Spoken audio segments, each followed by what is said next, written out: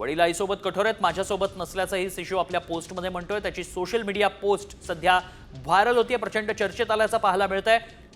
करुणा मुंडे यांनी नुकतंच माध्यमांना प्रतिक्रिया दिल्याचं पाहायला मिळतंय। साम टीव्हीशी त्यांनी बोलताना सांगितलंय की मला 1 लाख पोटगी देण्यात आली आहे आणि त्यानंतर आता ही मुलाची पोस्ट व्हायरल होतीये।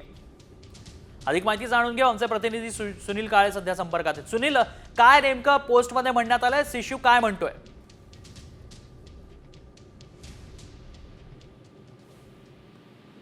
सुनील, माझा आवाज पोहोचतो तुमच्यापर्यंत? निश्चितच आपण बघतो की जी पोस्ट आहे त्या पोस्टमध्ये त्याच्या संदर्भामध्ये आईच्या संदर्भामध्ये त्यांनी ही पोस्ट लिहिलेली आहे आणि ज्या पद्धतीनं मुंडे कुटुंबियांचं जे पूर्ण मनोरंजनाचं ज्या पद्धतीनं वाद आहे त्या मनोरंजनाचं रूप देण्यात आलेलं आहे आणि आईच्या संदर्भातच त्यांनी कुठेतरी तक्रारी केल्याचं पाहिलं येते आणि धनंजय मुंडे त्यांच्या कुटुंबियांची आणि त्यांच्या मुलांची व्यवस्थित काळजी घेते अशा पद्धतीची पोस्ट जी आहे ती व्हायरल झालेली आपल्याला पाहायला मिळते।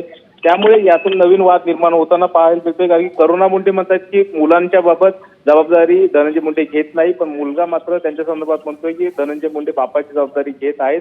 त्यामुळे या मुलाच्या भूमिकेमुळे आणि ही व्हायरल पोस्टमुळे करुणा मुंडे यांच्या संदर्भात सुद्धा प्रश्न निर्माण केले जात आहेत। धन्यवाद सुनील, आपण दिलेल्या सगळ्या सविस्तर माहितीसाठी।